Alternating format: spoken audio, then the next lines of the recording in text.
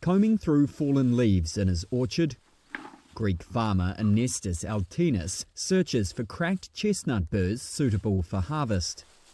But most still hang intact and unusable from the trees after months of searing temperatures and little rain.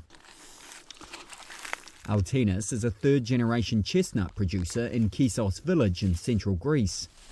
He spent his childhood collecting chestnuts with his grandfather and has seen yields drop drastically.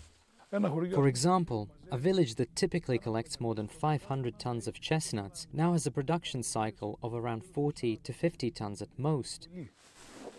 Greece is one of the world's largest producers of chestnuts, exporting to Europe and the Balkans, where they are used in confectionery and cooking.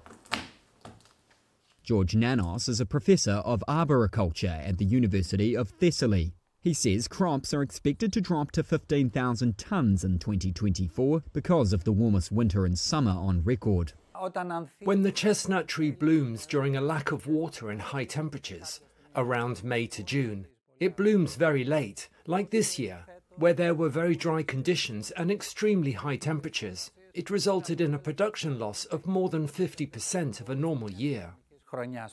Farmers say they have experienced a 13-month pause in rainfall after the Daniel floods in September 2023 decimated the area. That's a blow for Greece, which relies heavily on agricultural output and whose economy is still recovering from a decade-long debt crisis. A recent report by Greece's central bank expects crop and fruit prices to rise in the coming years due to climate change, the financial impact exceeding 1% of economic output annually, up from about 0.2 to 0.3% on average in the past decade.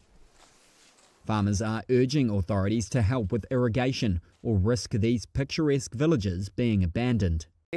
These are mountainous populations who stay in these villages because they produce chestnuts. If they don't produce chestnuts, the villages will shut down and the entire mountain will be deserted.